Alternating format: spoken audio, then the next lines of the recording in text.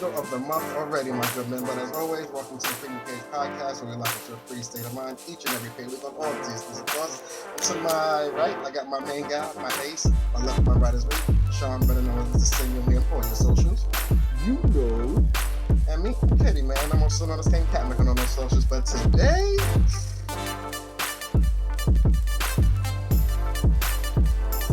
what's the word? Get these visuals right. What's good, brother? Good, brother. Chilling, man, chilling. I'm telling you, put me onto the mushroom tea too. I have to put an order in or something. You know what I'm saying? Hopefully, they got some flavors on it though. So I'm glad you brought that up, man. So after Tanya mentioned the mushroom coffee, I did my research, and not only did I do my research, but AI did its thing, right? We're here talking about mushroom coffee. All of a sudden, as soon as I get off the show, I go on Instagram, all of this stuff from Rise starts popping up, right? So it's already in my algorithm. Mm-hmm. But I found another good friend of mine who was actually, following Rise. And I was like, you know what? Let me reach out, see what's up. And, they don't use it per se, but they have a friend who swears by it. Mm-hmm. So I got it, bro. 2 days in, okay. And I can't lie, like, it's not coffee. Like, because I'm about to say, you just went cold turkey. So how's this feel? Yeah. So it's not coffee, but it is giving me that sense of coffee. And I can't hold you. I know it's only been 2 days, but I do feel like I have a lot more energy than when I was just straight cold turkey, no coffee. Okay. Not as hungry as I was, you know what I mean? Like, it's for me, cutting off coffee would be like someone who's cutting off cigarettes. Like, you're not having coffee, so now your appetite is even crazier. So yeah, it's been cool so far, 2 days in. But I don't think my wife will like it, man. Like, I've tasted it and I'm like, I think if she even sipped it, she'd be like running to the bathroom, man. But it's not that Bustelo, bro. You just can't swap that out. Go cold turkey to that. It's a transition that got to be made there. All right. Yeah. But the stomach's good though. The system still feels clean. Yeah. Hey, that's what we want, man. That's what we want. But yeah, other than that, man, how you doing, bro? I've been good, bro. Busy week though, man. We'll get into the stuff I caught later. As far as some of your recommendations from last week worked out over the weekend. But man, just been fake busy, man. If it ain't computer work, it's book work. If it ain't book work, it's kid work. We're gonna get into that too, man. It's a fatherhood week, man. But other than that, been good, man. Been good. Hey, we won. Savannah Summer League. She got the first playoff win. You know what I'm saying? This weekend we go for the chip. You know what I'm saying? It's us versus the Bananas.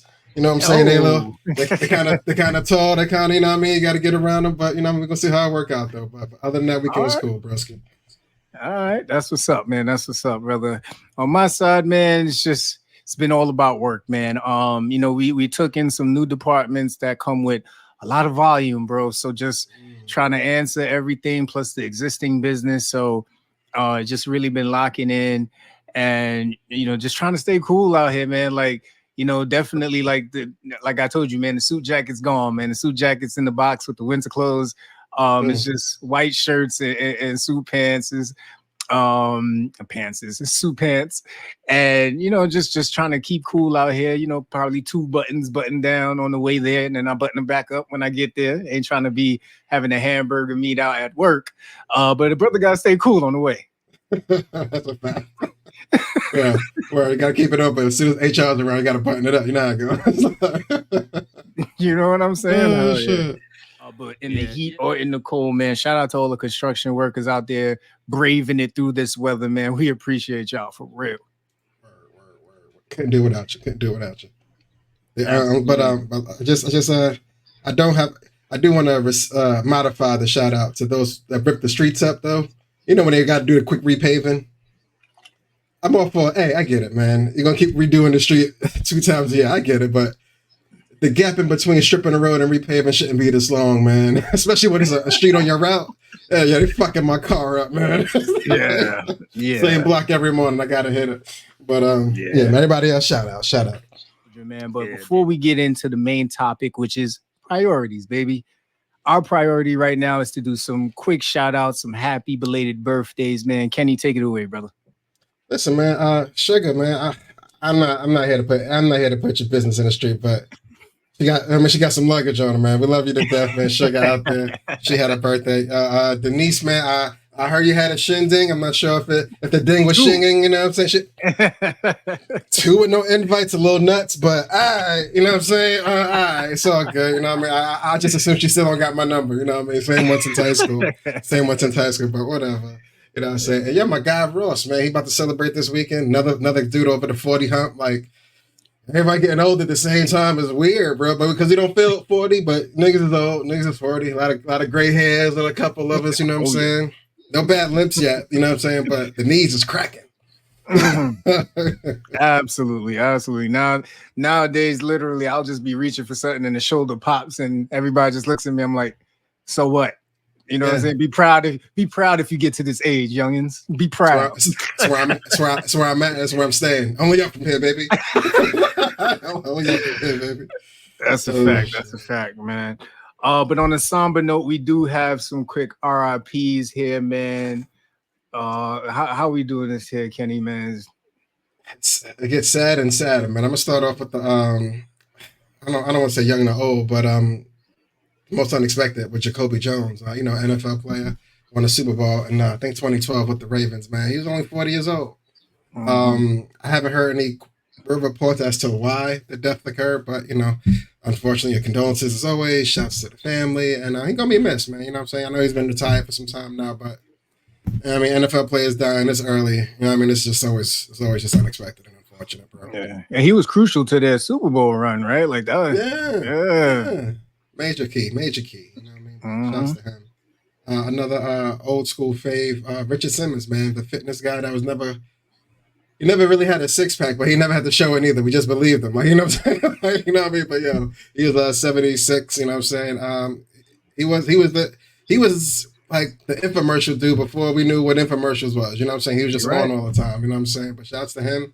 He got a few decades in shape on the low at the crib. Like, you know what I'm saying? No, going to the gym, just getting it in the living room. Dr. Ruth, she also passed away. Man, it was tough. It was a rough week. She might have been the first doctor on TV talking that talk when it came to sex, as far as from a clinical perspective and things women should be enjoying and what men should be doing, and niggas was taking notes. I was too young. That was before my time, but I mean, they got some YouTube highlights for those that never caught it. But condolences to to her and the family. 96 is a rich age. And one more. Shannon Doherty. She actually unfortunately passed away due to breast cancer. She's been fighting over for the last year or so. She was only 53. You know her from I believe the show was Charmed. It was like the witch show, but more famous for the original show. What was it? Beverly Hills 90210, was it there? Yeah, the famous one, right? You know what I'm saying? But fuck cancer as always. But she was 53, man. That sucks. Tough week. Always sad to see people go, man. We know this is a part of life, man, but it's always hard to go through. Like you said, brother, condolences to the family. And, we're here. We're making every day count, and we hope you're doing the same wherever you are right now. So just some early topics we want to get in, really just some stuff throughout the week, man. Me and Kenny be going through a lot of stuff, and we like to bring it to this stage, to this show. So the next one, man, and this is infamous from the club days when we used to have the sunglasses on trying to look cool as shit, right? Somebody asked me, why do people take off raise up their sunglasses when they can't hear someone talk? And as a repeat offender of this act, for me, it's because maybe if I can see your lips, I can make out what you're saying, since I can't quite hear what you're saying. Okay. But that's just me, man. I don't know why other people do it. That's why I do it. Okay, I get it. Helps with the lip reading. I get it. Sometimes I do things that don't have direct correlation, but it's needed in order to get to the next step. Sometimes I turn down the music while I'm about to parallel park. No real reason. You know what I'm saying? I just put, if I got something good playing and I pull up real slow, I go, all right, this is it. Turn it down a little bit. Turn it right back up. Like, especially if you get it in one swoop, you got to turn that shit loud. But you got to. You got to. I feel that. Definitely. Question, bro.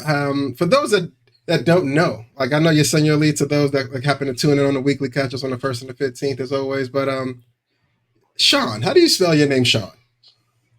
SHAWN, bro. Do people have a problem spelling your name, bro? Talk to me. For the life of me, Kenny, and I understood it when you didn't know the spelling of my name, right? If you're just writing out a card or whatever and you're like, SEAN, I get it. But what's starting to drive me nuts is now in the professional setting, I have a whole email, bro. Not only is my name in the email, but it's at the bottom in my signature. And I'll still get people who put SEAN. And I'm just there like... It ain't like somebody at the barbershop calling you Steve. You know what I'm saying? It's like, no, it's like you got to fake... You got nothing... Do you ignore? Are you correcting each email? What are you doing? I ain't got time for it, man. Like I'll let it ride. You know, I know. I let it ride just for the simple fact I ain't got the characters for it, bro. Like these days, like when it comes to emails, if I don't got the characters for it, I just don't do it because then you go down a whole rabbit hole, and 9 times out of 10, man, they're gonna do it again. So but it's annoying. It's annoying as hell. That's not how my mama spelt it on the birth certificate. So that's not how anybody else would spell it. But it is what it is. It's funny when clients or corporate don't spell your name right, and you have the opportunity to check them, but then it's like if you check them, then in this gray area. You know what I'm saying? So it's just like. I had this one older client, cool, really cool dude, but every day he's learning like computers and phone, how to use his own email and shit like that. So he'll stop in the office. He goes, Kenny. I'm like, hey, what's going on? He goes, hey, I'm supposed to, print out some documents on my side, sign and notarize them, but I don't know how to do this. Like, can you print them for me? I'm like, you got the email? I'll re-forward it to myself because, somebody else sent it to you. He's like, oh yeah, just forward it to yourself. Like, all right, so type in my name, my email, KENNETH, right? Yeah. But as I'm doing it, it says my whole thing does that thing, but in parentheses it says your full name. You know what I'm saying? As you save as the contact, and the contact had me as Kanye. It said KANYE. I'm looking at it. I'm like, this nigga don't even know me. We've been talking for years. He's been a client for years, my man. Yes. And you've never looked at your name in somebody else's phone. You're never there at the same time. You know what I'm saying? So when I typed my email in and Kanye came up, I was like, all right, man, I'm gonna go print these docs for you. I'm gonna give this to you, but you gotta get out of here, bro. I'd have so many questions. Like, was this intentional? What do you think about me? Really? Like, that's a conversation. And I've known him for years. So I'm like, has it been Kanye since the beginning? Like, I don't think he changed it recently. You know what I mean? After he moved from one situation to the next, you know what I mean? I switched sides, you know what I mean? So I'm just like, when did this happen? Was this pre, that crazy photo? Was this pre-Wyoming? Yeah, was this Amber Rose Kanye, Kim Kardashian Kanye? Like, these are important questions. I need to know.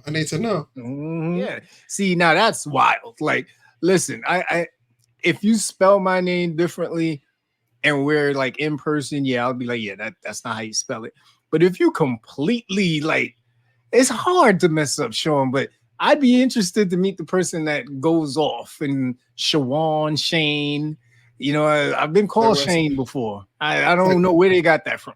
So where are you getting these extra letters from, bro? Where's the E? Where's the E? Who authorized that? Like, there's a whole H there, bro. They're just going to ignore it. This thing is silent. I just did it for the love. That's a fact, man. All right, man. The other thing I've been seeing a lot these last 2 weeks, man. In my mind, there's a door, there's a train, and there's an elevator etiquette, man. You let people off so that you can get on. I know people do not follow this to the T. There's what is it? At 42nd Street, if you ever got on the 7 train to go across to the west side, that is literally like test your might zone, because people come on that train when you're trying to get off and they don't give a damn. So you got to bulldoze your way through. There's fights every other day. But I'm noticing a lot with the elevator, man. People are just walking in when the doors open. And I'm like, oh, I'd love to get out. Like, you know what I mean? This is my floor. I'm trying to get to my destination too. But somebody literally just walked in the elevator today and say, good morning. And I'm like, bro, this is the can lobby. I get the fuck out the elevator? Like, man, it's the whole. You thought I arrived at the lobby and just thought this was it for me. Like, I was gotta. Like I was the bellhop in the elevator. Like, I don't get it. Like, no, man, I'm not. What's your floor? Like, no. Bro, I work here, but I don't work here, nigga. Like, it's like, you gotta get your Marshawn Lynch on when you leave the elevator sometimes, man. People nasty out there. Hell yeah. But speaking of etiquette, though, if you're out with your lady, you know what I'm saying, regular date night chilling, just y'all, big chilling. A friend of your lady, popped up, of the opposite sex, of course. So, they come in for the hug.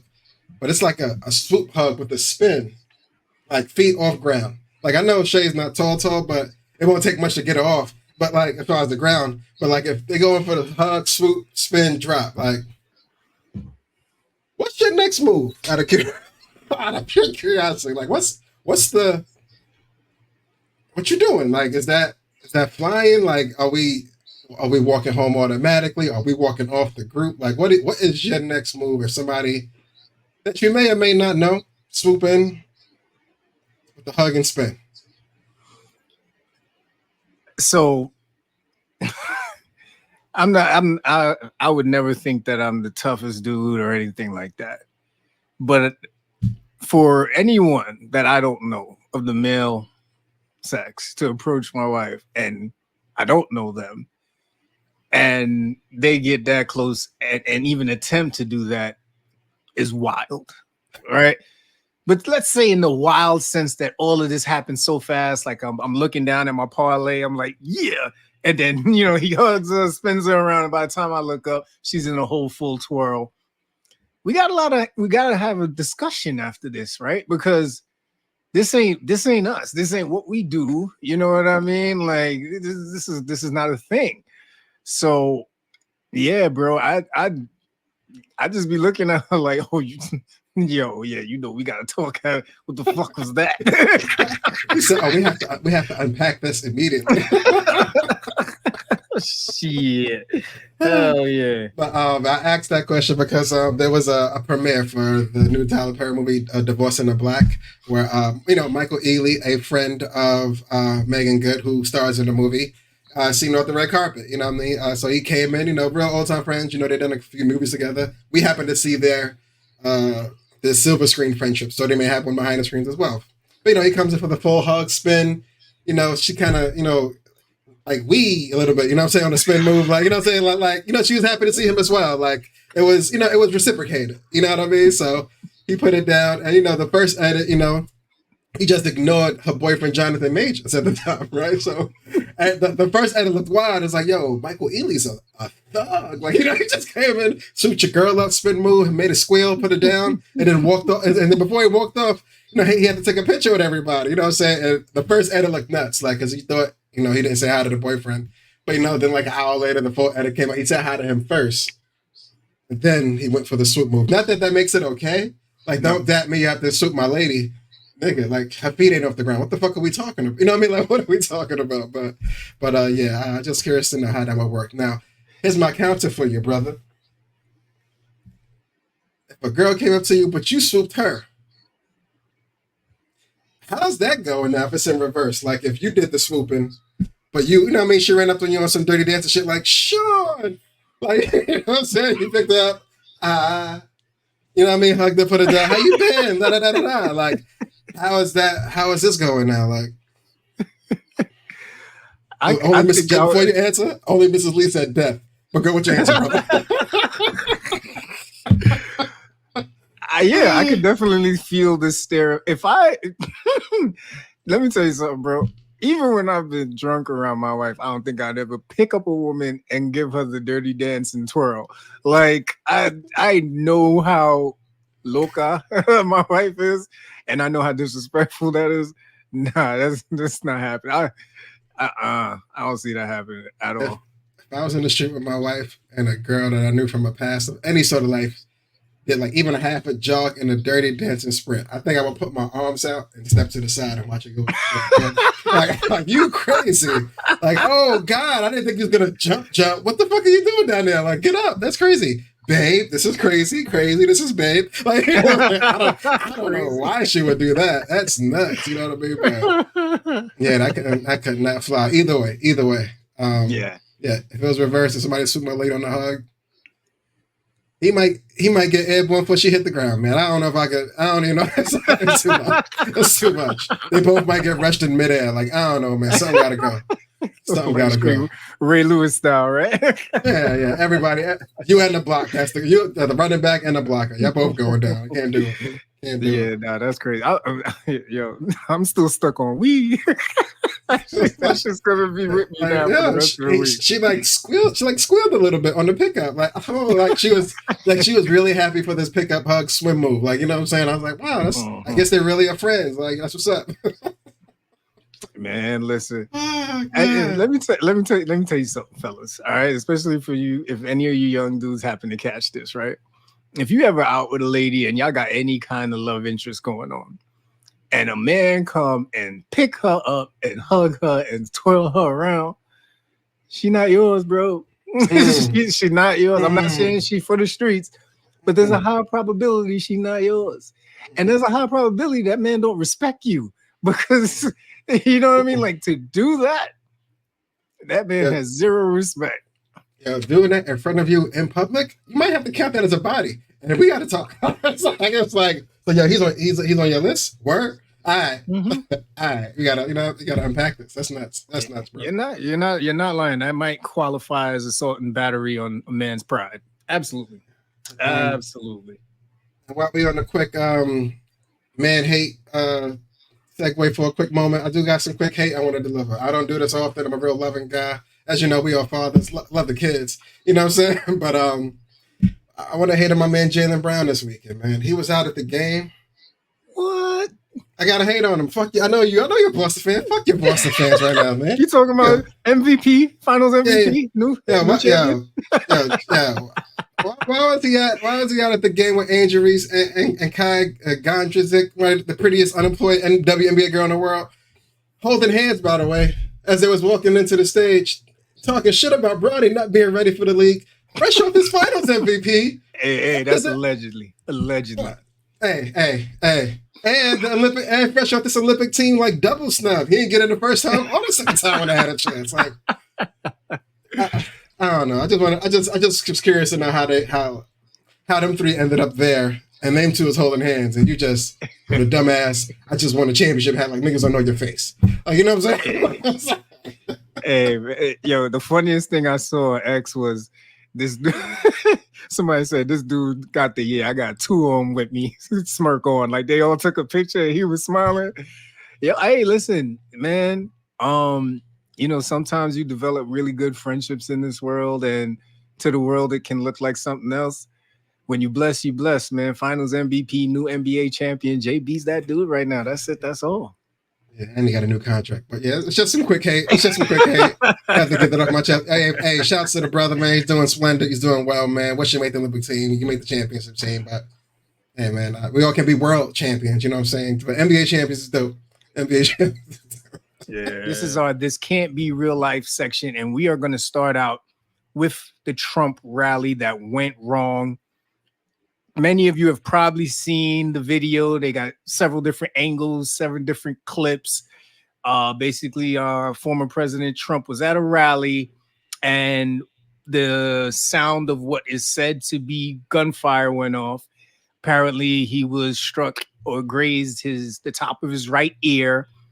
And there's a lot going on. There's a lot to unpack with these clips that have been released, brother. But we'll get through the facts first, and then we'll get into our opinions. We know the shooter was killed, Thomas Crooks, around 20 years old. And then there was also a deceased bystander, Corey Comparator, 50 years old.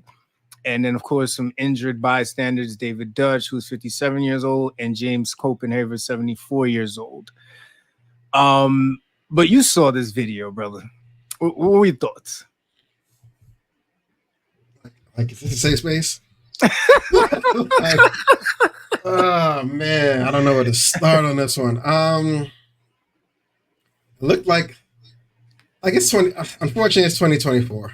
You know what I mean? And everything has to be questioned, and like, is it real? So on and so forth. But after all the videos and the perimeter and the little diagrams, it just, and the unfortunate situation as far as by someone actually dying, it just looked like organized chaos.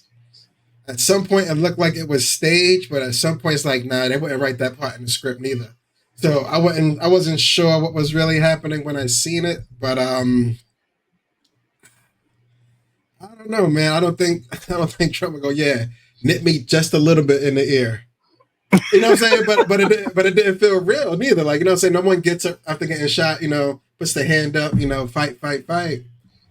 And Secret Service shouldn't be allowing you to do that. Like, yeah, you just got shot, Mr. President elect, or whatever the nominee, whatever he is at the moment.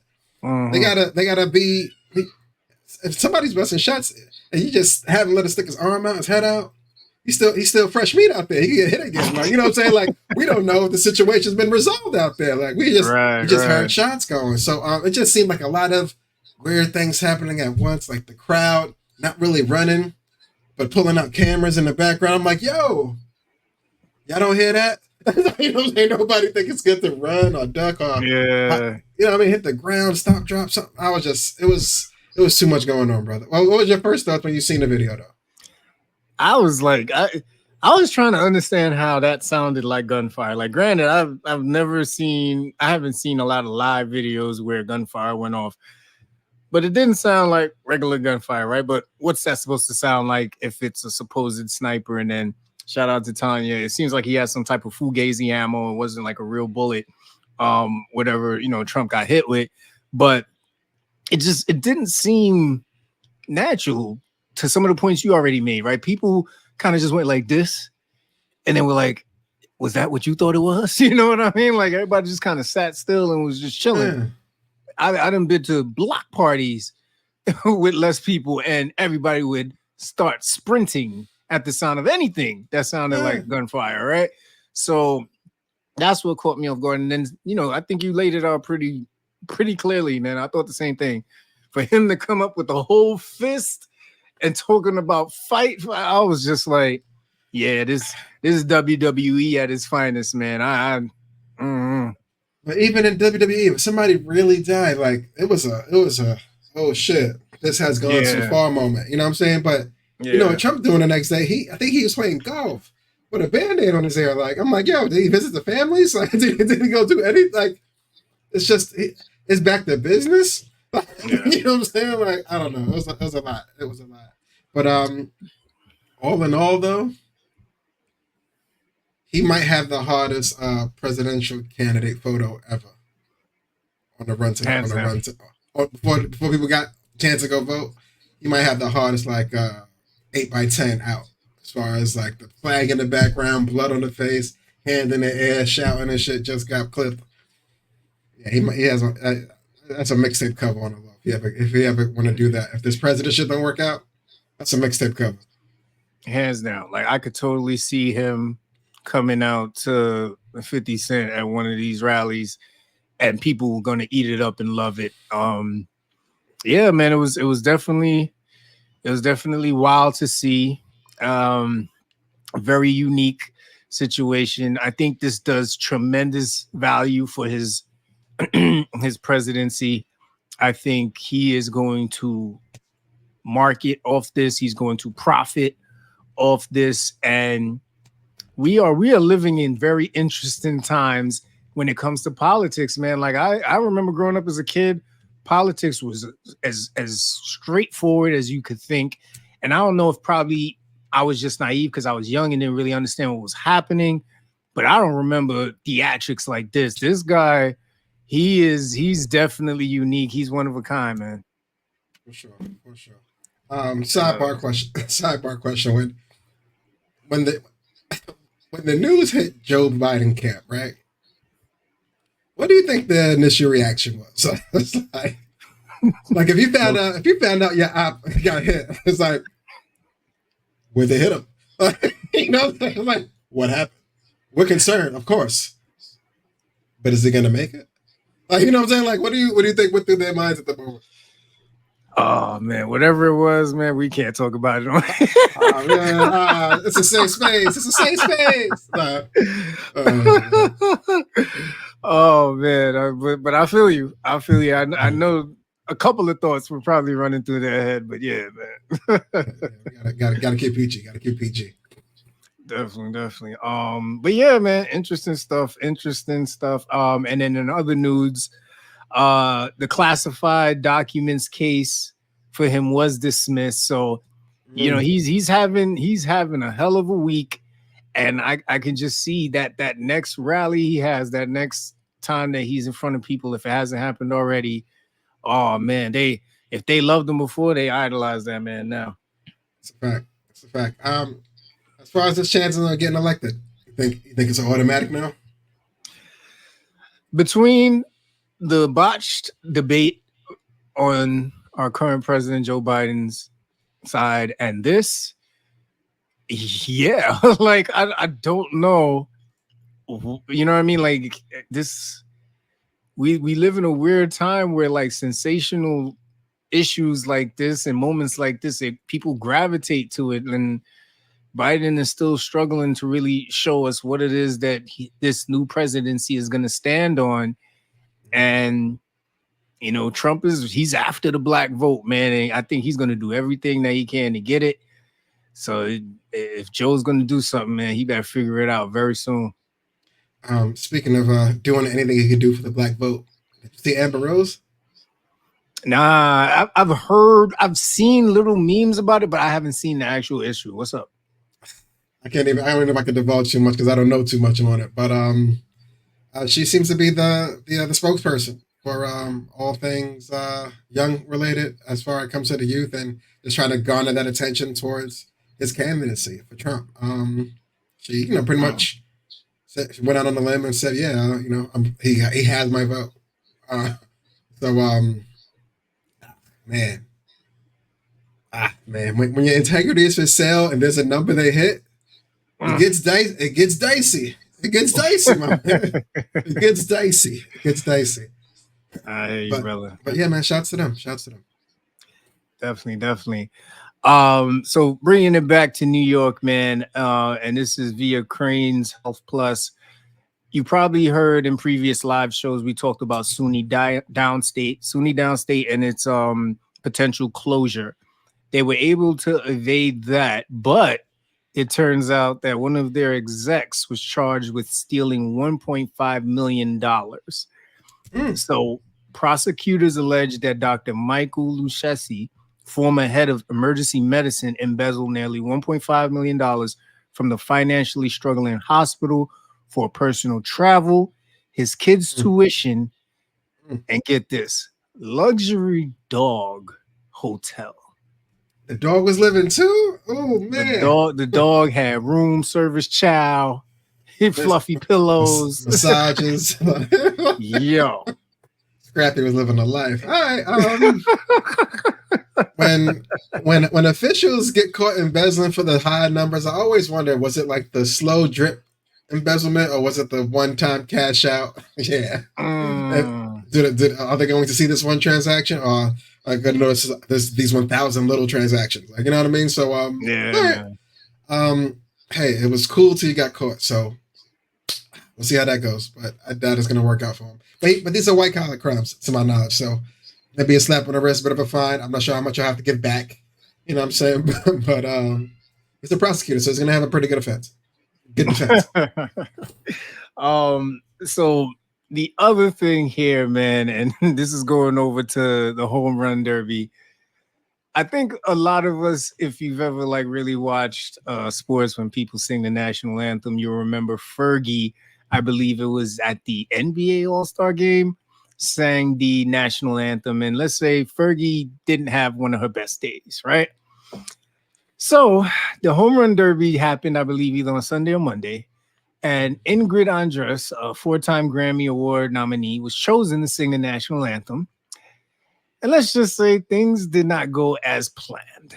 You've probably heard this video by now. If you haven't, please. And let's just say, Kenny, the notes were pretty much all over the place. You know, she was trying to find that C note, but then, you know what I mean, that A kicked in, and then it became more like a ukulele at one point. But the best thing about it was when they showed the players' reactions.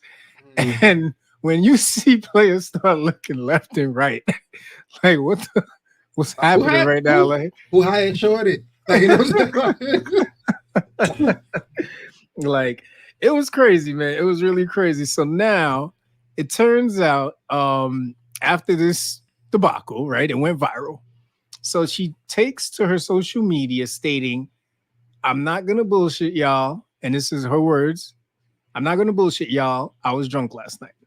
I'm checking myself into a facility today to get the help I need. That was not me last night. I apologize to the MLB, all the fans, and this country I love so much for that rendition. I'll let y'all know how rehab is. I hear it's super fun." Yeah, even that response, like, I know her PR was like, "Why is it super fun there? Who put the super fun there?" Like, we didn't have that shit. Did she freestyle that shit? Like, it's like the first 2 bars are mine. The rest of that shit, she freestyled, y'all. I'm sorry. Yeah, that's nuts. So, first of all, I love this line. Abushi? Abushi? Like, come on, man. I ain't gonna lie, y'all. I was drunk. Let me tell y'all something, right? We watched James Brown, Michael Jackson, and the list goes on of our old artists who went on stage with all kinds of intoxication. Maybe they were a little slower, you know, they didn't really hit that move too quick, sharp, or that note too good, but they still were singing. This woman walked out there on her own, walked out of there on her own. You was drunk? You gotta know, as a performer, you gotta understand some nights, hey, hit that play button on my shit. I'm not gonna be able to. You know what I'm saying? I'm gonna follow y'all on this one. You know what I'm saying? Sometimes you gotta let the team know tonight's not the night. I'm not feeling it. You know what I mean? As a professional, you gotta know that. You can't go out there that many cameras and do that. You can't. And then the sign off to your point, right? I'll let y'all know how rehab is. I hear it's super fun. Nothing about that statement makes me feel, let's say you really were drunk and you really have a problem, right? Because it's a real thing. Nothing about that sign off makes me feel like you're taking this seriously. I'm not even sure if she's really going to go. based off the outro of that, I'm not sure if she's really, she might just be doing this and rolled over in bed like, yo, da-da-da-da-da, boop. Not doing a rehab. Fuck y'all. Yeah, for real. All right, man. So we're about to get into the main topic here, man. Priorities, baby, man. Becoming a dad tends to shift your mindset, man. In most cases, naturally, your priorities are supposed to change, right? You have to become this responsible person who is now responsible for another life that you created. So for this show, we'll be diving into some of the changes we had to make as far as prioritizing fatherhood, and maybe some of the things we haven't changed yet because it is a process, right? We all remember we're about grace here. There's no judgment. This is a judgment-free zone. And if you're in that same growing phase, we are here to support you. So, my brother, I think we should start this off with just talking a little bit about the priorities you had before becoming a dad and how that shifted when you finally first found out you was going to have a kid. Then we'll shift to when they were born. And then, of course, now as you see them going through the different phases. Let me take it to the beginning. And pre first kid, my priorities that I felt was the world to me seemed so irrelevant at birth. Like, you know what I'm saying? Like things that I had on my planner, you know, prior to, we gotta drive to Boston, get these shoes. Gotta run over here, go to South Beach. Gotta just all of that shit. Just I don't have any plans. Like you know what I'm saying? It just kind of dwindled and kind of just I have other things to take care of. So that might have been one of my first early transitions of like, oh wow, not that you're losing things, but you just don't have the want or need for it anymore. Like you just got other things to prioritize, including trying to raise this child. And that was the very beginning. That was the very first step of so what I thought was important wasn't even a pebble in a pebble in the lake. All right, cool.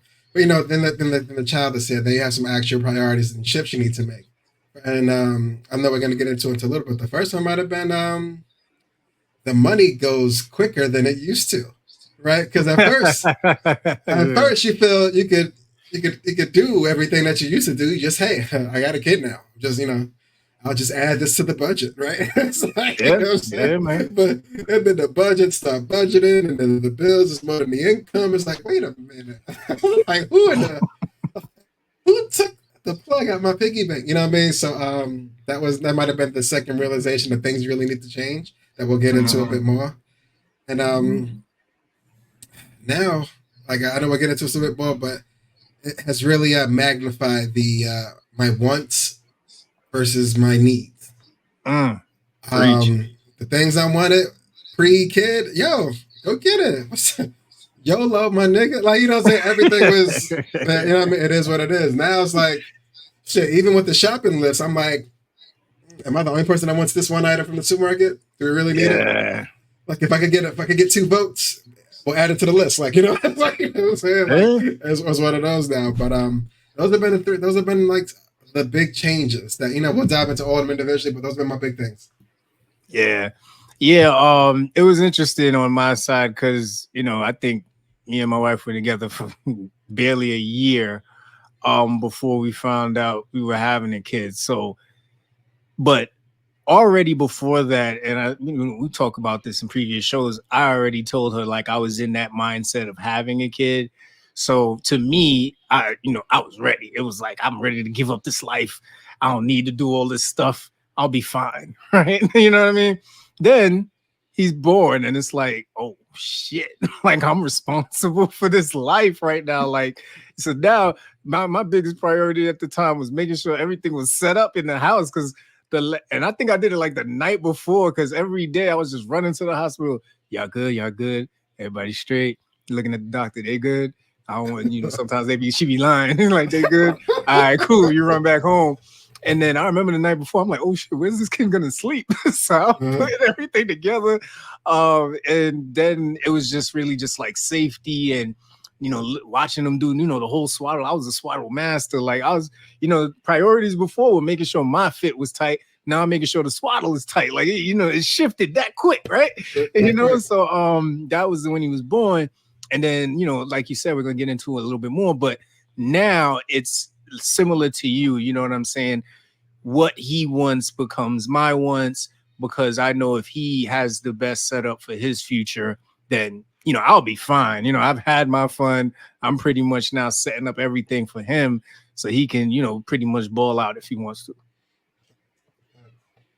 What they don't tell you is like from the moment you find out, hey, we're going to have a kid, like, they don't tell you that you just entered yourself for your jersey to be lifted into the rafters because, like, you submitted you put your application in, but you didn't sign off on it yet. It's just, the application's there, but it's still pending. Like, I'm saying? They ain't put nothing in, you ain't signed off on it yet. But then as soon as you hold the kid for the first time, you happen to look back, you got, they put up the home and the away jersey? Okay. Okay. It's like, all right, it's real. It's real. Oh, man. Yeah, man. And then there's shifting priorities, right? It's almost the same as what we just talked about. It's just now same thing along the lines of making sure you look good versus making sure they have what they need, right? And you alluded to this, right, with the finances. I remember like vividly, I wanted him to look just as good as I did, right? So I remember we had like so many different outfits for him ready to go, and it's like, all right, what's he coming home in? Because this is important, right? This is the first time we're presenting him to the world. He has to look dope as hell. So I remember putting it on him. It was this nice little polo onesie, but the shit was so big. He's just laying there like a starfish on the bed. You know what I mean? Just like, get me out of here, guys. All these fucking pictures. But yeah, man, just shifting around, him looking good and being as clean as possible. And then, of course, understanding that I'm going to have to, really shift with how I look at time. I'm going to get in a little bit more into that later. And, just really making sure that I'm understanding or learning what's the best way for their health, right? All that colicky and all these words did not exist to me that much before. I mean, I got a little taste of it with you and Jen with Savannah, but I wasn't really like in the weeds with y'all, right? It was more like a, hey, go back to your parents. You know what I mean?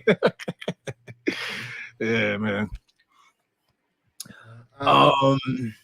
Yeah, good. Like I know you had a couple of milestones you wanted to touch on it, but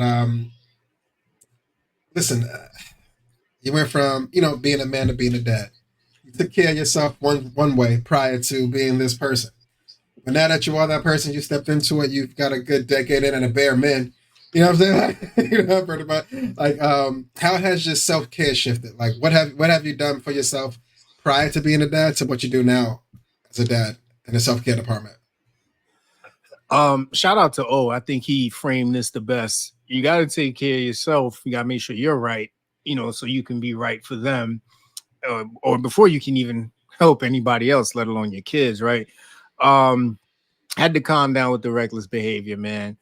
The drinking, the partying, going out, you know what I mean? It was definitely something that it was like, you got to cut down on this for several reasons, right? Don't want to end up in jail, don't want to end up dead, and, got to take care of myself, right? And started exercising, getting serious about it. Like I was fake exercising before, right? In the gym, getting bulky, but still eating a lot of garbage.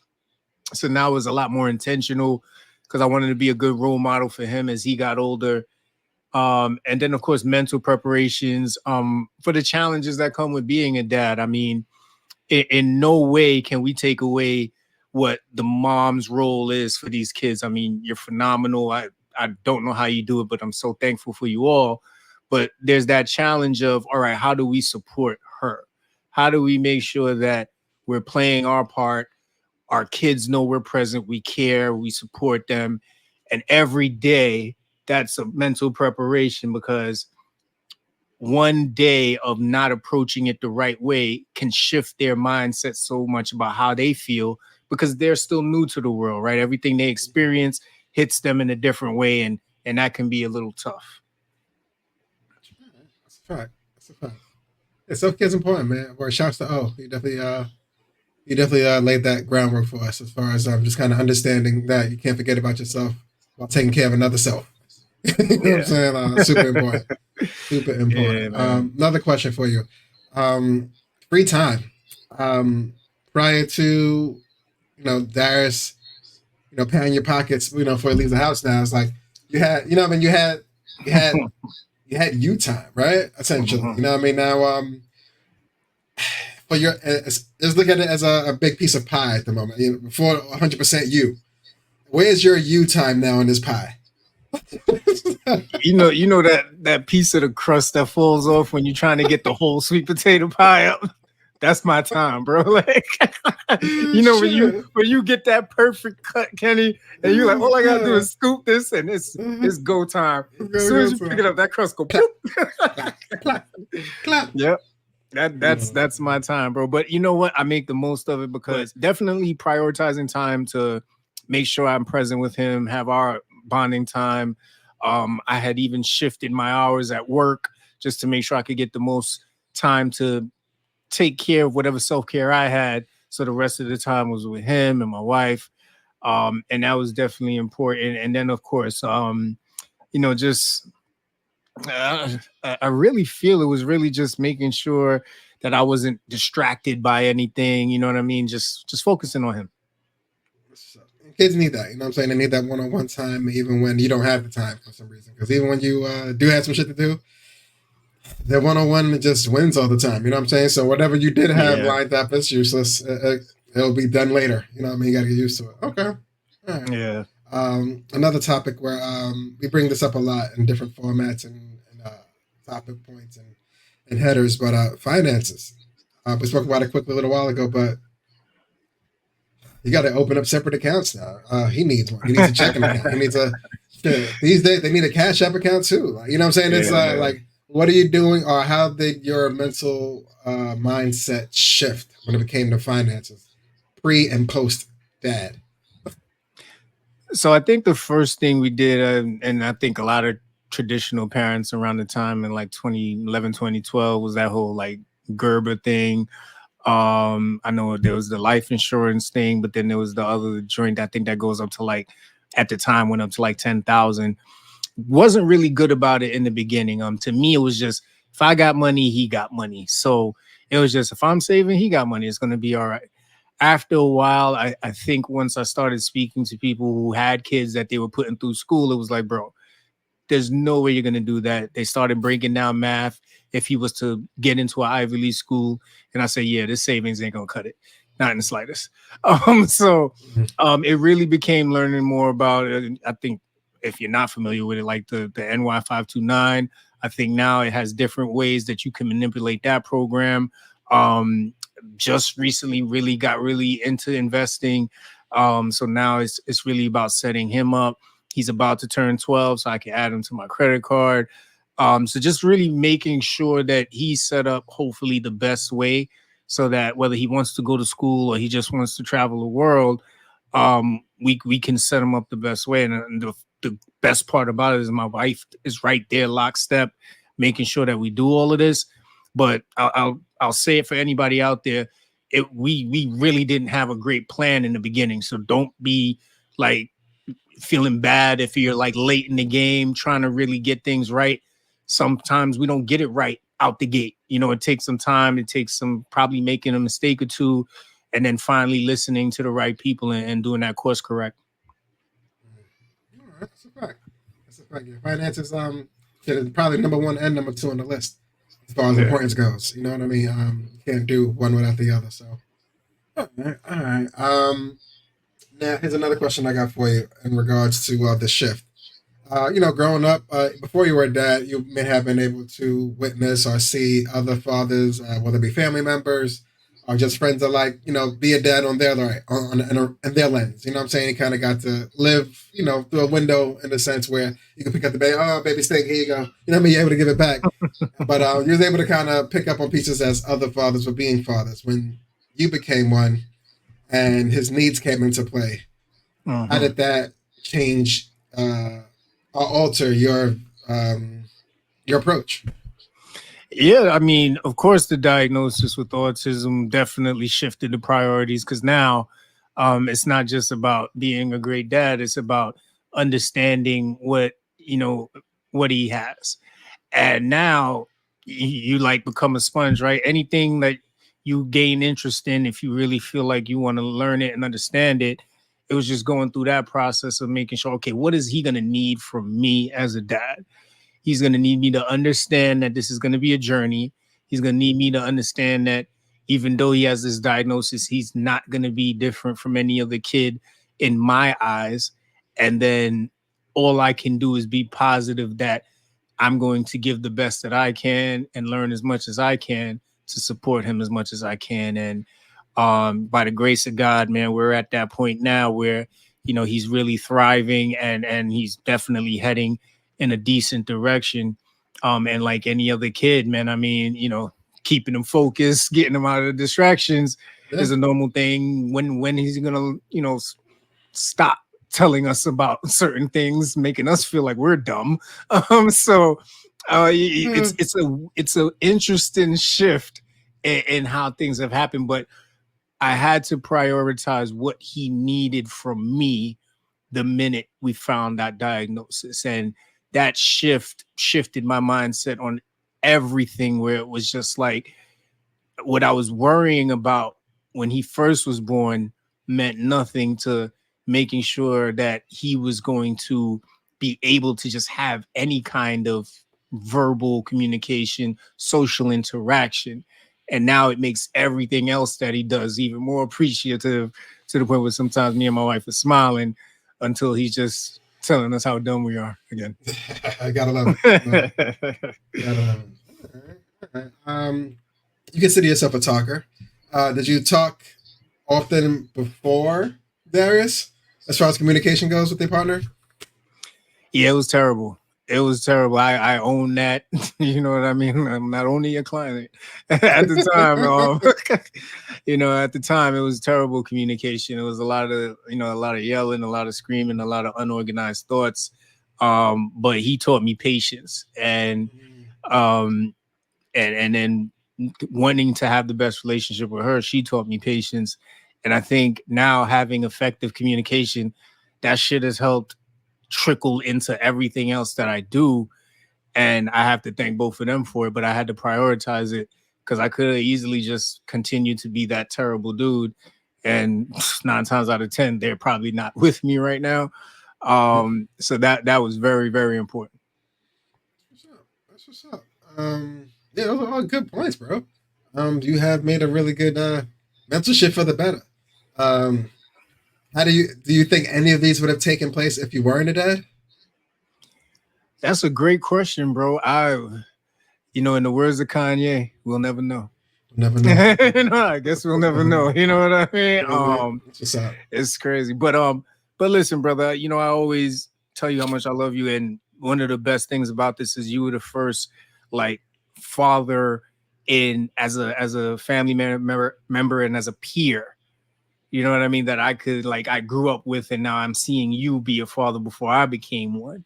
So now, we had so much fun, like a lot of fun, pre girlfriends, after having girlfriends, even when you got married, a lot of leisure time, a lot of fun time.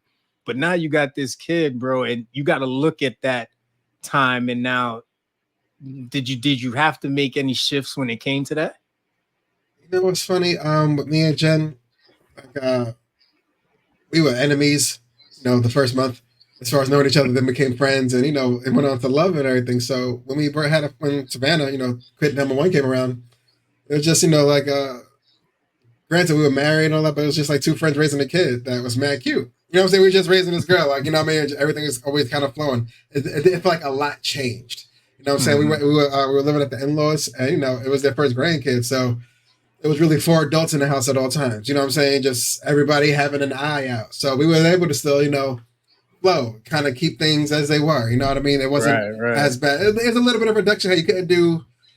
And I think as far as reduction, like, yo, man, 4 a.m. is nuts. You know what I'm saying? Maybe get home at 2. You know what I mean? Maybe 2:30. You know what I mean? And that was the reduction at the first kid. You know what I mean? It wasn't a big drop off, but a little bit of a turn down. You know what I mean? But by the time the second kid came around, Kennedy's like a 5-year jump now. Granted, the first kid is sufficient. Making her own cereal, flushing the toilet. Kid number 2 is like, I can't walk yet. So like, shit. So now it got to the point where it's just like, you go out. You know what I'm saying? And I go out and you stay back, and we'll flip flop. Like, I got this Saturday, you got next Saturday. So we just kind of still trying to be ourselves on the outside, but still keep this family thing going. But by the time the third kid came around, he's like, we officially outnumbered, dog. Yeah, it's like, yo, if one of us leave, the other one might not survive this trip. Like, you know what I'm saying? Like, so it was one. So we all going or we ain't going. You know what I'm saying? It's about survival at this point. You know what I mean? But it's funny, as every kid came, like, granted the leisure time reduced, but other things gained as far as, the love, the compassion of a family, the way it just kind of organically grows just with spending more time with each other happens. But it was a cool transition, because even although the leisure kind of went, it turned into play time / fun time / education time / dad time with the kids. So it's unfortunately, nigga 40 now. This is my leisure. Like, you know what I'm saying? Niggas like, kids like, oh, you want to play trouble? I'm like, I'll bust your ass right now. Like, you know what I'm saying? Like, yeah, it's going down. You know what I'm saying? But that's leisure to me now. You know what I mean?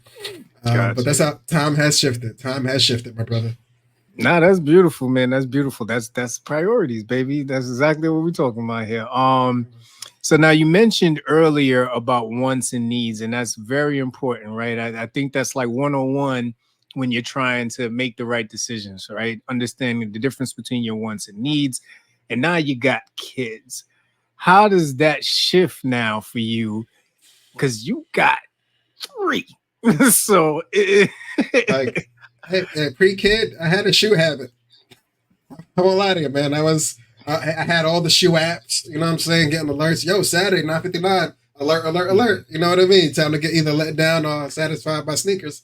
You know what I'm saying? So all that kind of just slowly just dwindled. And not because because before it's like, oh shit, they got my size. Boom, add the cart. Now I'm looking at I'm like, $170. Million? Like, you know what I'm saying? Now it's a different kind of look at it. Like, you know what I mean? It's like, yeah, I know you got my size, but that price is silly. Like, you know what I mean? Now just like I have 1,000 other things I gotta do with that same $170, you know?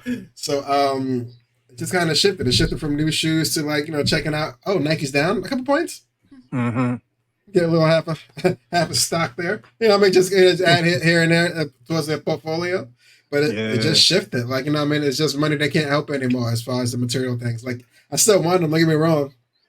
Can't deny fresh pair of all whites, you know what I'm saying? You know what I mean? It's, those are still, shit, those went up to 100. And I'm like, damn. Like, you know what I mean? But it's like, it's just, hey, either these or nothing. You know what I mean? So, thank God Jen lets me get those. So. But, yeah, it has shifted, man. That is one big thing. Because now the kids like, oh, I need shoes. So I'm like, we just bought you shoes. It's like, yeah, I'm not even that shoe size no more, Dad. I'm like, for real? Like, what if we cut the toe off? I'm like, Dad. Yo. I'm like, all right, my bad. Let's go to outlets to see what they got. Like, you know what I'm saying? Shit has changed. No, that's a fact. That's a fact, man. I think white ups for us is like what Stan Smiths were for like the generation before us. Definitely. It's a must, man. It's a splurge. So now we are definitely raising kids in a different time, man. You know, when we were coming up, our parents didn't really want to listen to much that we had to say. It was pretty much do what the hell I tell you before I beat your ass. Or, you know, you say one more thing and I'm smack the crap out you, all this other stuff, right? But now you have to be one of those parents where you got to be able to sit down, have a conversation, understand, because the information is coming at them faster than it was to us. Social media is coming at them with all types of ways to hold, not even hopefully, but hold them to this standard of trying to meet what they see. So you can't just rush to any statements. How is that understanding and acceptance of what your kids are growing up into as far as this world changed how you fit your priorities? I think we touched this on an episode not too long ago, but working in the corporate world has tamed me for the house life in regards to you just can't blow up because, you know, you got a bad email. You know what I'm saying? Right. Just because the youngest kid drop a cup of juice because, you know, the hands ain't big enough yet. Wilding out doesn't change the fact that the juice fell. You still got to go get the paper towels. You still go, you know what I mean? You got to, you know what I mean? So you might as well just have the composure to go, hey, it's okay. All's well. A little sticky, but we can fix that. Like, you know what I'm saying? Like you gotta just have that composure and understand that, you know, they're not there yet. One, their hand's not big enough. Two, you know, I'm very easily distracted. You know what I'm saying? Like somebody's running this way, the dog's running that way, and I got this cup. Like, you know what I'm saying?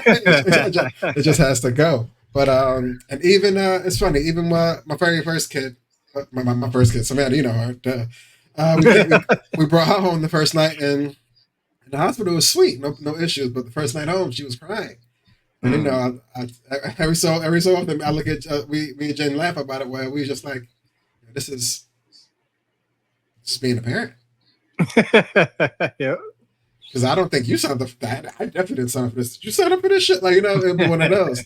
But by the time the third kid came around, it's like, oh, he's crying. It's like, yeah, he does that. Like, you know what I'm saying? Like, it's just a process now. It's like, give him 2.5 minutes. It'll wind down. Put the air conditioner on. It's going to be fine. Just give him a second. You know what I mean? It's not, the babying isn't there, but you had to learn that. You had to learn how to raise a kid to know what to do with the next one. You know what I'm saying? So that's a fact. Yeah, practice makes perfect, man. Practice makes perfect. It's my last kid. It's the last run. You know what I'm saying? Hey, man, I don't know if there's a Super Bowl in me. You know what I'm saying? I think I would just go with these 3 chips and get out of here. You know what I'm saying? But yeah, for sure. Listening, accepting, understanding, all part of the plan. I hear you, brother. So, the next part of this, man, and you know, last week I told you I've been watching the Pivot podcast a lot lately. Mhm. And when they had Tom Brady on there, he said something that really stuck with me. Your kids' priorities should be your priorities. When you hear that, brother, how does that resonate with you? Like, it sounds good on paper, but kids are so finicky. So it's hard for me to just put 1,000% into a Wednesday passion. You know what I'm saying? Because even my kids, like, out, for example, Kennedy, right? Oh, I want to do karate Monday, right? Tuesday. Oh, I want to do soccer. I forget karate. Right? Wednesday. Like, I heard they're doing flag football. Can I do flag football? It's like, all right. Thursday. I wonder if that dance studio is still open. I'm trying to see if ballet's still a thing. You think we should go back? I'm like, dog, I just soccer cleats didn't even get here yet that we ordered 2 days ago. Like, can you, you know what I mean? So it's hard to kind of throw your all into something that they're not sure of as of yet. So I do try to not stall them, but make sure it's a real emotion that they're feeling, something that lasts longer than 48 hours. You know what I'm saying? If she brings up the boxing thing one more time, we're gonna go. We got it. I got to go do it. You know what I mean? But if he acts once and then a month go by, you don't say nothing again. I'm like, it was a fad. You know what I'm saying? But that is how I kind of. That's when I know when I should be putting my all into it. But how much you care about it to bring it up again. Gotcha. Yeah. How about you? When you heard that line, as far as your kids' priorities being your priorities, were you 1,000% behind it? So what resonated with me, and its foundational principle, is in what you just said. To me, if it's a priority to my son, then every day this is what he wants to do. And on top of that, he's done some sort of research or some sort of work on his own because he has a device that literally gives him the information. There's not much I can do for him unless it requires funding or travel. But if it's just looking something up, he can do that on his own. So when I heard Tom say that, I took it as, oh, so this is like you've come to me and you're telling me every type of dinosaur, you're telling me what's their habitat, you're telling me who's, you know what I mean, who's supposed to be the biggest, who's the fastest. Okay, this is something to you. Like you're invested in this. Then I'm taking you places and you're walking your cousins around and you're telling them about the dinosaurs before they can even read the sign. So now I'm like, all right, now this is something that you live and breathe, and can't nobody tell you about it because you research this every day. So when it's to that level, to exactly what you said, 100%, absolutely, his priority now becomes my priority. I'm researching places to take him, what type of courses can he take at his level to get preemptive education on becoming a paleontologist. And then, of course, to your point is, as he gets older, is this still a passion? And somehow, some way, man, the brother's 11 years old. And I think this started, and babe, keep me honest in the chat, I think this started around like 8, 9 years old. So 3 years later, he's still standing strong, looking into dinosaurs. So now I'm like, all right, well, that's the priority for me. But yeah, I think it just comes from having that fixed mindset to a growth mindset where it's just like you got to lean in to your kids. It's easy to just kind of lay back and be like, yeah, do whatever you want. You lean in, you show that interest, you participate, you probably even do your own learning on your own. So it creates these conversations where you go back and forth, and sometimes he's in love with gaming, and sometimes I'll ask him random questions. I'll watch him play the game for a while, and he gets a kick out of it until he kicks me out of his room. And that's our bonding. But yeah, man. That's what's up, man. That's what's up. Gotta love it. Yeah. Here's my question for you. What do you as far as kids' priorities being your priorities, and being 1,000%, as long as they're 1,000%, awesome. But what do you do in those times where his priority and your priority have the same time slot? Like what's happening? Like you negate your priority for his priority? Is it a slow walk off the plank? Like, yo, my man, talk to you over here for a second. You know, what's your go-to when it arrives? These are those rough waters as a father, man, where you're not only worried about what your kid's gonna think, you're worried about what the peanut gallery is gonna think. That's you know, your whether it's your baby mother, your wife, girlfriend, whatever, and then everybody that she tells about this moment, right? But what I found that works for me is communicating with my son about what it is that I do and having him have an understanding that if for any reason, dad can't be around for something important for him, which thank God so far hasn't happened. It's because what I'm doing is to set him up to continue to have all of these great moments that he has without any hiccups.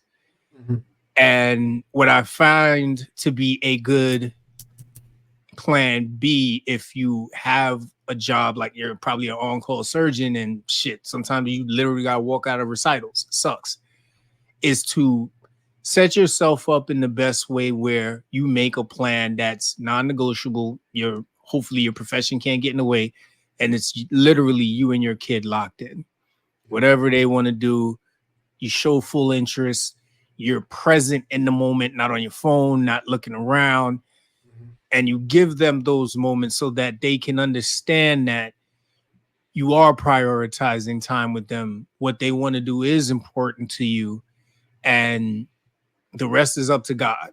Because are they still going to feel upset about you missing some of their big moments? Absolutely. But that is the society we're in until we're completely wealthy and we don't have to work or we don't have to do things. Sure. And that's what I find works for me. Get it. But I got a question for you, brother. You're a 3-time champ, you know what I'm saying? Undefeated every time, you know. Wife was with you shooting in the gym, and you know, y'all got 3 beautiful children out of it. Who's the biggest critic amongst your kids? Oh man, they all got the little ones and talking yet, but I would go with the middle one. She's my carbon copy, unfortunately, in female form. As far as smart alecky, sarcasm, and just being judgy, because that's all me. I do all those things, and I thought I did them well, but she does it with like a smile. Like, she got it good. You know what I mean? But I would go with Kennedy, the middle child. She is by far the biggest critic between her and her sister at the moment. The sister just Savannah just thinks I'm a hater, and I probably am. But Kennedy, she gets me on everything. Gotcha. All right. Oh man. So now how does this impact like what you guys cook, how you plan your outings? Like I know there's got to be a really good example of how your biggest critic as far as your kids has shifted a whole plan. With Savannah, like if we all run a little late, Jen got off late, I worked late, and we just get in the house late. We might have to order something. It's like everybody don't eat the same shit. Like we'd be like, all right, we're just gonna grab a pizza. Kenny's like, I'm not big on a pepperoni. You know what I'm saying? So we're like, nobody wants plain though. You know what I'm saying? So we're just like, all right, we'll order Chinese, and then Savannah's like, I don't really like Chinese food. We like at all. Like, you want a fry? She's like, nah. I'm like, hey, and then my wife be like McDonald's, and I'll be like, it's not really the health. Like, it's nasty in the house. Like, we just gotta go and get some shit. But but food and shit, everybody has their own personal, and I gotta have it this way, that way, or the highway. As far as going out, everybody's pretty good as long as we're out. They don't care what we're doing. That always works out in our favor. But I think food might be the biggest hurdle as a family. We just can't get over. Like, Jen will be in the kitchen slaving all night, whipping it up. Put the kids' food out. They go,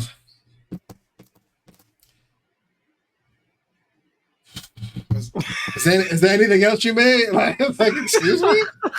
You got a protein, a side, some salad. Like, what are you looking for? Like, you know what I'm saying? It's just like, whatever's here, I wasn't in this mood. You know what I mean? We're just like, yo, fam, like Jen be ready to flip the whole sink. Like, yo, fam, it's like these, you know what I mean? But man, cooking here is tough, man. It's tough. Yeah, man. Yeah. Thankfully, man, Darius, like he critiques Shay's cooking a lot. Whenever he's happy with it, she's like, finally. But thankfully, I don't think he's the pickiest eater right now, but he looks like he's on the verge of that. Like I remember for a minute, he was a good chicken tender dude. Like you ain't even really have to ask him. You order some chicken tender and fries on the weekend, he'll be cool. And he was pretty content with what Shay would make. Then I think as he started to turn between like 9 and 11, we would see him making cereal and be like, bro, there's a whole dinner in there. Why are you eating cereal? I don't really want it. I'm like, wow. And I just look at her face and she's like, what? You know what I mean? Like she ain't feeling it. But I think he's teetering towards that picky eater phase. But right now he's in this weird kick where he's like trying to, slim down. So it's interesting watching his whole change of interest when it comes to food, man. Is he eating all your fruit yet? Bro, let me tell you something. I had to walk over one of my healthy cookies to him and I was like, no. You see that? No. He said that's yours. I said, yes, no. You don't touch this. You don't touch this. Yeah, and then he found some healthy other chips I had. I was like, fuck. Yeah, I like if it was A or B, I give you B. You know when you got that snack that's like tucked in the back, you haven't seen it in a while, so you forgot it's there, and then you see the kid grab it, and you're like, "Damn, found it." But I put that up high enough where you wouldn't see that. Okay. Yeah, absolutely, man, absolutely. All right. So before we close this thing out, man, what advice would you give to a dad out there who may be struggling to set his priorities for becoming a dad, or either is a dad and is struggling with setting his priorities? I'll give you a cheat code. If you are still involved with the mother of said child, ask her. Let her let you know what you need to do so that at least you know you're doing the right thing as far as communication goes. Get on the good foot with that. You know what I'm saying? If you could. And then add your little pieces to the puzzle as need be. If you are trying to figure it out adjacent as far as just not being in the same space, I don't want to say the same rules apply, but they do with hesitation. Like, you know what I'm saying? Because now not that you don't want to be 1,000% in because you're not there to be 1,000% in, but you got to get damn close. You know what I'm saying? So still try to listen, but with a skeptical ear. That makes any sense. I'm not saying not trust anybody. We're not here for that. FCP, we love the kids, but do your best to communicate more. If you are struggling in that area of priorities, if you can't differentiate what is important versus what is not important, let someone else know who shares that importance with you. Let you know what is important if you're unsure. But if y'all both don't know, oh man, we gotta call grandma because this ain't it. This ain't it. Yeah, that's right. Somebody got to step in. Big mama got to step in. That's for sure. Somebody. How about you? What advice would you give to someone struggling? I think those two are great, man. I'll add, find a great example of somebody who just gets it. Right? Like there's a bunch of dads, there's a community out there. Find someone that gets it, right? They put their kids through school, or they've got 1 or 2 young kids, and they seem to just have a rhythm, whether they're a single dad or a dad involved with the baby mother, like you said. The game is, what I'm saying, it's the same game, right? The players are just different. There's different equipment, you know what I mean? The rules may have shifted a little bit, but the game is really the same. And I think the best thing you could do is go to those who have already been playing the game for a long time, which is raising these kids. And they got the game for you right there. Just go there and get the foundation. And give yourself grace to make mistakes, man. Give yourself grace. It's not the end of the world unless you do something fatal. or something you can't come back from. But if you are just going through the process and you make a misstep, give yourself the grace to come back and get it right. Really pay attention to those lessons learned, because this is a lot different when you're dealing with raising up a life, raising up a kid. It is not a game, even though I tried to use that analogy earlier. This is real shit. You never know what this child is going to become. So you want to give them the best life possible so that they can achieve what they want. Well said, man. Well said. Well said. All right, man. FCP Sports Corner time, man. Real quick, because we're going to start off with the New York Knicks, man. Jalen Brunson did something interesting, brother. Did you hear the news? Your man wants to win. As a fan, I'm super happy, but as a man, I'm a little mad at Jalen. But talk to me, man. What's the numbers looking like, man? Where we at? What's going on with him? All right. Jalen Brunson signed a 4-year, $156 million extension with the Knicks.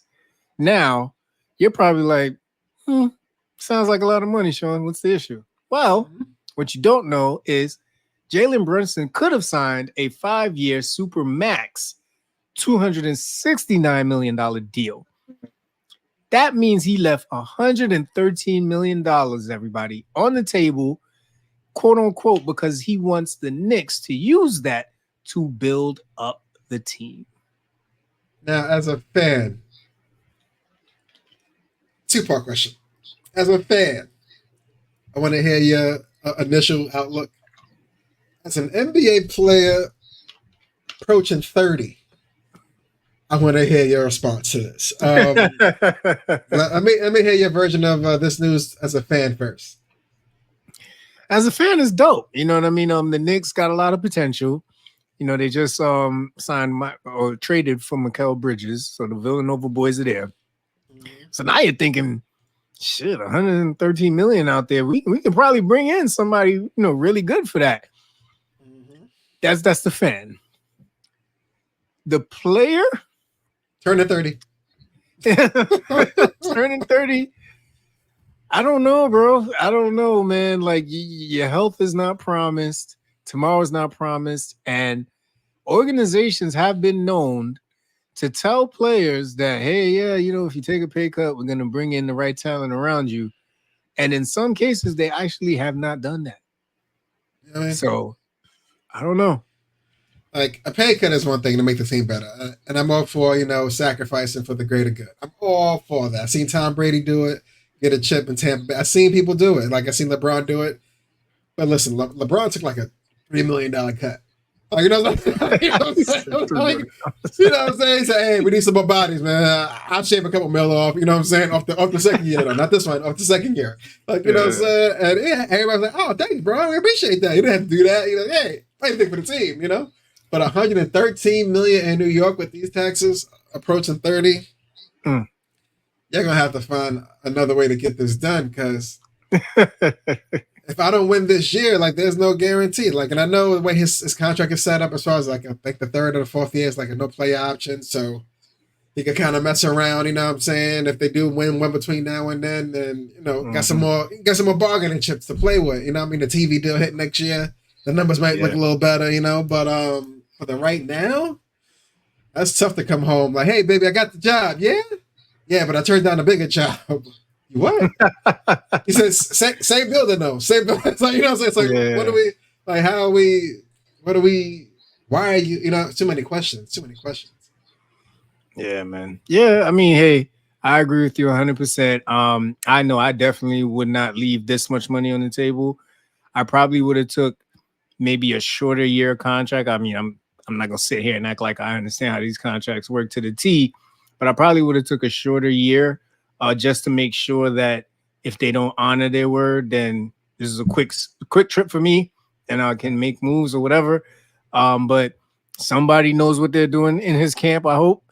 And maybe we see something that happens out of this. And I really hope we do, because I think this is a notable gesture. And it will definitely be talked about over the next year or two if the Knicks do not make it to the finals. Oh, absolutely. It's got him. Like, you know what I mean? Knock on wood, even if something goes south throughout the season, you know what I'm saying? And he just doesn't get to that, you know what I mean? That eval part of the show, you know what I mean? Yep. A lot will be discussed. But till then, hey, shout out to the Knicks. Get the bodies that he let y'all he let y'all save some money for. That's a fact. We got some news on Skip Bayless, man. Talk to us. Yo, man, he announced the other day, like, he's going to be leaving FS1, man. He's not going to be able to stick around with the Undisputed program anymore. His final show will be towards the end of the summer. How do you feel about Skip calling it quits with FS1, bro? I mean, I think it was going to happen sooner or later. I mean, you know, sports analysts, the way we look at it right now is changing so much. If you look at the podcast industry, if you look at the few shows that people actually watch on streaming sites, it's not the same game. And Skip, unfortunately, doesn't have that same following that he did before. So this was writing on the wall, and, you know, bow out gracefully. Do you think Shannon leaving was the beginning of his end, or was he already headed downhill even with Shannon on the way out? It definitely was the beginning, and I don't think he had a plan B. And not to say there is anybody that can replace what Shannon Sharp brought to that show, but you should always have a succession plan. And I don't think Skip had it. I think he thought he still had that kind of a draw, and the ratings let him know that was not the case. That's a fact. Do you think he was just like maybe one co-host away after Shannon left? Like how Memphis Bleak might have been like just one hit away. Like if he would have found the perfect co-host that counted him, like, you know, the same polarizing figure as Shannon made himself on his way out, but, you know, it still had good dialogue with back and forth. You think that would have saved them or kept them around a little bit longer? No, because I think his individual brand wasn't big enough. Like you see how with First Take, Stephen A's brand is so big that everybody he's brought on there has been able to now leverage that and go do something else. Skip doesn't have that. So he could have brought Michael Jordan on in there, and Michael Jordan wouldn't have saved him. Hold on now, Michael Jordan. I think you're gonna say his son. I think you're gonna say his son or something. I'm like, but the Michael Jordan? he might have stayed. He probably would have stayed to the winter time. But as far as him calling the quits, you think he retired into the sunset, or he tried to find something else to do in media? I think he's gonna try and find something else to do. I mean, you know, he still got some life in him, and I give it to the old guy, man. He still got some swag on him. And I think he's gonna probably spin off and take his stab at podcasting or something like that, and see where it goes. I think he might spin into another area if he's smart, because sports. I mean, I personally don't look for Skip Bayless's opinion on sports, so he probably will venture off into something else. Yeah. Okay. Skip, man. We shall see. All right, ladies and gentlemen, it is that time of the show where you are now released back into your regularly scheduled programming. Corporate life, parental life, entrepreneurship, whatever it is that you do, we salute you. I'm Senor Lee. And Katnick. And see you next pay week where we lock back in. Get free state of mind.